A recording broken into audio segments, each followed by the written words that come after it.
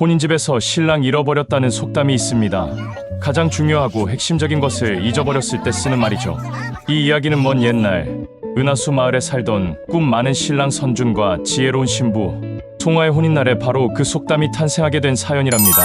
잔치가 한창 무르익을 무렵 선준의 눈에 아무도 보지 못하는 것이 들어왔습니다. 바로 무지갯빛으로 영롱하게 빛나는 나비 한 마리였죠. 선준은 그 신비로운 날갯짓에 모든 것을 잊고 넋을 잃고 말았습니다. 잠깐만 보고 와야지. 선준은 누구에게도 말하지 않고 조용히 자리에서 일어났습니다. 그는 홀린 듯 나비를 따라 나섰고 발걸음은 어느새 마을 뒤편의 신비로운 대나무 숲으로 향하고 있었습니다. 나비가 이끈 곳에는 장난기 가득한 얼굴의 도깨비가 앉아 있었습니다. 나비는 도깨비의 손가락 끝에서 피어난 작은 불꽃이었죠. 도깨비는 선준의 화려한 홀레복에 달린 오색 놀이개를 보며 군침을 흘렸습니다. 이복의 신랑 나랑 씨름 한 판 어떤가? 자네가 이기면 곱게 보내주지만 내가 이기면 그 놀이개는 내 것일세? 도깨비의 말에 선준은 혼인날이라는 사실도 까맣게 잊고 신나게 외쳤습니다. 좋소. 한편 잔치집에서는 신랑이 보이지 않아 모두가 웅성거리기 시작했습니다. 신랑이 어디 갔나? 아니, 가장 중요한 신랑이 없어지다니. 걱정하던 신부 송화의 얼굴이 점점 굳어지기 시작했습니다.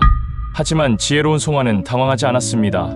몽상가인 남편이 어디로 향했을지 짐작이 갔기 때문이죠. 그녀는 마당에 있던 긴 막대기를 하나 집어들고 결연한 표정으로 대나무 숲을 향해 걸어갔습니다. 숲속에서 송화가 발견한 것은 흙투성이가 된 채 도깨비에게 계속 씨름해서 지고 있는 한심한 신랑의 모습이었습니다.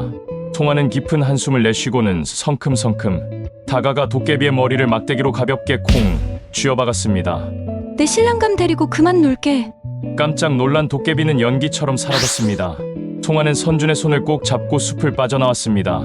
선준은 고개를 푹 숙인 채 중얼거렸습니다. 나비가 너무 고와서 그만. 송화는 말없이 그의 손을 더 꽉 잡을 뿐이었습니다. 둘이 잔치집으로 돌아오자 하객들은 환호했습니다. 그날 이후 마을 사람들은 누군가 엉뚱한 것에 한눈을 팔다가 정작 중요한 것을 놓치면 이렇게 말하게 되었답니다. 혼인집에서 신랑 잃어버렸다. 중요한 순간 가장 소중한 것을 잊지 말라는 유쾌한 교훈과 함께 말이죠.